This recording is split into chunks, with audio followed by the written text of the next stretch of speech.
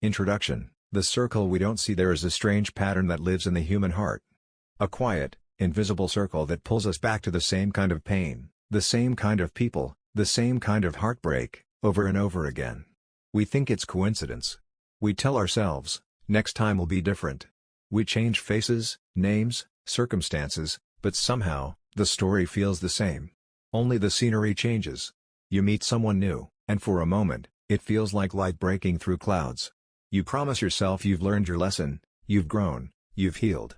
And yet, months later, you find yourself standing in the ruins of a familiar feeling. You ask, why does this keep happening to me? Carl Jung had an answer for that. He said, until you make the unconscious conscious, it will direct your life and you will call it fate. This is not fate. It is repetition. And repetition is the language of the unconscious. It's how the soul tries to teach what the mind refuses to learn. 2. The philosophical idea: the shadows return. Every human being carries a shadow. Not an evil thing, not darkness in the moral sense, but the hidden part of the self, the pieces we deny, suppress, or reject. When we grow up, we learn which parts of us are acceptable and which must be buried. We hide our need for control behind care, our fear of abandonment behind independence, our hunger for love behind pride. But the shadow does not disappear. It waits. And when we fall in love, it comes alive. You see, relationships are mirrors. They do not show us who the other person is, they show us what still lives inside of us. When we are drawn to someone, it is often because they embody a part of ourselves that we have lost, denied, or forgotten. That's why attraction feels magnetic. It's not just two people meeting, it's two shadows recognizing each other in the dark. And if that shadow remains unconscious, the relationship becomes a battlefield of projection. You don't see your partner, you see your wounds dressed in their face. 3. Psychological insights: the repetition compulsion. In Jungian psychology, and in psychoanalysis in general, there's something called repetition compulsion. It's the unconscious drive to recreate old pain in hopes of finally mastering it. The child who is ignored seeks love from those who withhold it. The one who is controlled is drawn to those who dominate. The one who felt unseen finds comfort in people who never truly look. Why? Because deep inside, the psyche believes that if it can make the story end differently this time, it will finally heal. But the tragedy is, we don't heal by repeating the story. We heal by recognizing it. Jung believed that these patterns are not punishment, but invitations. Invitations to bring the unconscious into light, to make visible the invisible wound that drives our choices. You see, the soul does not speak in words, it speaks in symbols. And toxic relationships are one of its strongest symbols. They repeat until you learn the message hidden inside them. 4. The hidden lesson: the wound that chooses every attraction is an echo.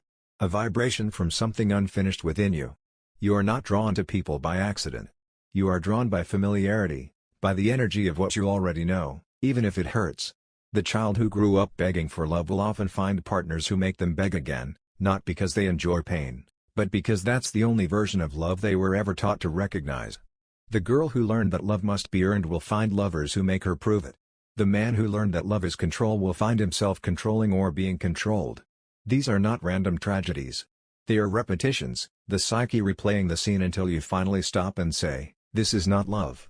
This is my wound calling out. Only when you can name the pattern does it lose its power. 5. Storytelling: the parable of the two mirrors. There was once a woman who always fell in love with storms. Every man she met was thunder, loud, unpredictable, beautiful in his chaos. She told herself she loved passion, but deep inside, she was tired. One day, she visited an old wise man. He handed her two mirrors. One will show you the face of those you love, he said, and the other, the face of the one they love. She looked into the first mirror. She saw the faces of all the men who had ever broken her heart. Then she looked into the second mirror. And there, reflected back, was not another face. It was her own, small, frightened, reaching. The wise man said, you don't love them. You love the child within you who still waits for someone to come back. That day, she understood. It was never about the men. It was about the mirror. She was chasing the reflection of her own unfinished pain. 6. The Jungian reflection: the shadow in love. Jung once said, the meeting of two personalities is like the contact of two chemical substances. If there is any reaction, both are transformed. But transformation only happens when both are aware. If not, the reaction becomes destruction. In every relationship, there are four people: you, your shadow, the other person, and their shadow. When two shadows meet, The relationship becomes a dance of projection. You see in them what you've disowned in yourself. You blame them for your fears. You adore them for your lost parts. You fall in love not with them, but with the reflection of your unconscious. That is why toxic love feels addictive. It's not love you're addicted to, it's the emotional familiarity of the wound. The highs and lows recreate the nervous system of your past. It feels like home, even when home was never safe. The cure, then, is not to hate those who hurt you, but to understand why you allowed them to. To look within and ask, what in me believes this is love? Because once you see it clearly, you stop repeating it. Awareness breaks the spell. 7. Practical wisdom, how to break the pattern. The work begins with consciousness. Not judgment, not blame, but awareness. Here are the quiet steps toward liberation. First, notice the pattern. Write down your past relationships, not their names, but how they made you feel. What emotions repeat? What roles do you find yourself playing? The rescuer? The victim? The chaser? Second, trace the emotion to its origin. Ask yourself, when did I first feel this way? You will find that the answer lies not in adulthood, but in childhood, a forgotten memory, a feeling of being unseen, unchosen, unworthy. Third, grieve it. Do not rush to fix it. Sit with the truth of it. Feel the sadness you've avoided. Because you cannot heal what you refuse to feel. Fourth, reparent the inner child.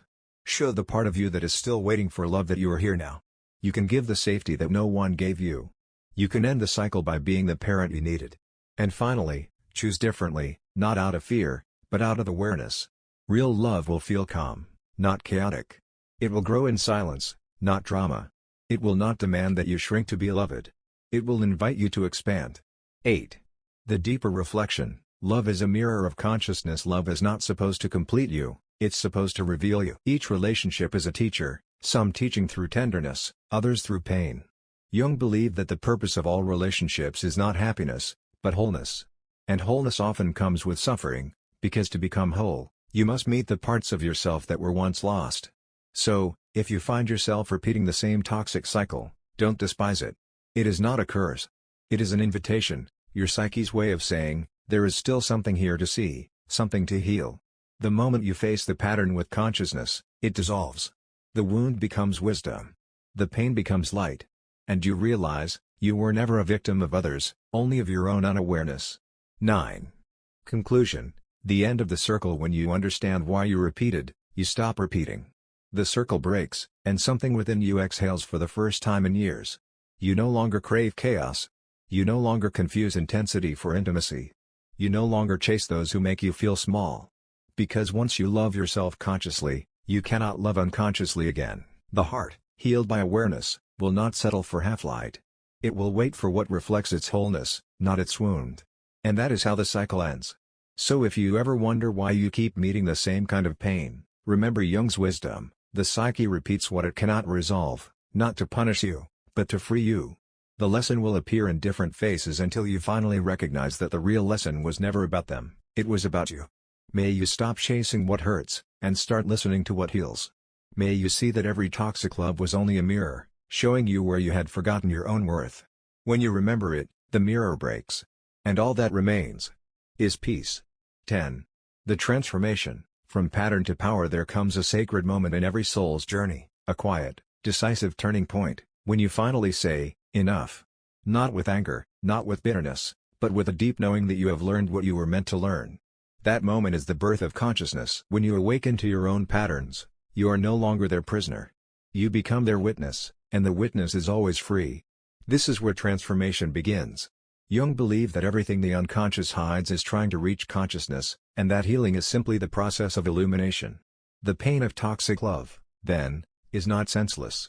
It is the light trying to break through the cracks. When you stop asking, why did they do this to me? And start asking, what is this trying to show me about myself? Everything changes. Responsibility replaces resentment. Power replaces pain. The same experiences that once broke you become the soil where your wisdom grows. You begin to see that those who hurt you were not your destroyers, they were your mirrors. They revealed what you needed to face. 11. The alchemy of pain. Pain, when ignored, poisons. Pain, when faced, transforms. That is the alchemy of the human soul. Turning suffering into understanding, wounds into wisdom, endings into beginnings. Jung often compared this process to alchemy. the mystical art of turning base metals into gold. He said that true alchemy is psychological, turning the lead of human suffering into the gold of consciousness. So when you find yourself drawn again to the same kind of person, the same kind of hurt, pause. Do not hate yourself for it. Instead, ask, what is the lead I am being asked to turn into gold? Maybe it's self-worth. Maybe it's boundaries. Maybe it's the courage to be alone until real love finds you. Whatever it is, know this, life will keep sending you the same lesson until you learn to alchemize it. Once you do, you no longer attract from the wound, you attract from the healed self. 12. The healing, reclaiming the lost parts. Healing, in Jung's eyes, was not about perfection. It was about integration, bringing back the lost parts of yourself that you gave away in exchange for love. Think of all the times you shrank to be accepted. All the times you silenced your truth to keep the peace. All the times you stayed because leaving felt like failure. Each of those moments was a fragment of your soul, broken off and left behind. To heal is to go back for them. To gather them one by one, and whisper to them, you belong to me again. This is how self-love is reborn, not through affirmations, but through reclamation. When you reclaim your voice, your boundaries, your worth, you stop repeating the old dance. Because the moment you become whole, you no longer attract from emptiness. You attract from fullness. And fullness does not chase. It chooses. 13. The story of the broken compass. There was once a sailor who could never find his way home. His compass had broken long ago, but he kept sailing, hoping that one day, the sea would lead him somewhere safe. Every island he found seemed different, but each time he landed, the storms came again. One day, in despair, he threw his compass into the ocean. He screamed to the sky, why do I keep getting lost? The sea was silent. Then, in the stillness, a wave washed something to his feet, a small mirror. When he looked into it, he realized the compass had never been broken. It had simply been pointing toward himself all along. He had been sailing in circles because he kept looking for direction outside of himself. And from that day on, he sailed differently. Not away from storms, but guided by the quiet truth within. That is how healing feels. You stop searching for love in others and begin to steer by the compass of your own heart. 14. The awakening, choosing conscious love. When you become conscious, love itself transforms. You no longer confuse intensity with depth. You no longer need to be needed to feel valuable. You no longer equate pain with passion. You begin to crave peace, not the empty kind that hides from life, but the deep kind that grows when two healed souls meet and recognize each other's wholeness. This is what Jung meant when he said that the meeting of two souls can be a chemical reaction. If both are conscious, both are transformed. Conscious love is not a fairy tale. It is raw, honest, and kind. It does not promise constant harmony, but it does promise truth. You speak openly. You set boundaries without guilt. You no longer play roles, you show up as you are. And when conflict arises, you do not repeat the old story. You write a new one. That is the beauty of awareness, it gives you back your authorship. No longer a character in someone else's drama, you become the writer of your own piece. 15. Conclusion, the gift of the pattern. So now you understand, to repeat a toxic relationship is not failure. It is a message from the unconscious, saying, look deeper. Every heartbreak carried wisdom inside it, like medicine wrapped in pain. Every person who triggered you was an echo from your past, reminding you where the light needed to enter. You were not cursed, you were being educated by your soul. And when you finally learn the lesson, you bless the wound instead of blaming it. You look back and realize that every tear, every ending, every sleepless night was part of your awakening. You learn to stop chasing love that hurt, to stop mistaking chaos for chemistry, to stop calling pain destiny. Now, you walk differently, not faster, not slower, but steadier. Rooted in awareness. Guided by wholeness. And when love finds you again, as it surely will, you will greet it not with fear, but with stillness. Because you will know, you no longer repeat. You create. Toxic love ends when consciousness begins. Until then, the soul repeats what it has not yet understood. But once you see it clearly, once you bless the pattern and learn its language, you are no longer bound by it. You walk free, not because the world has changed, but because you have.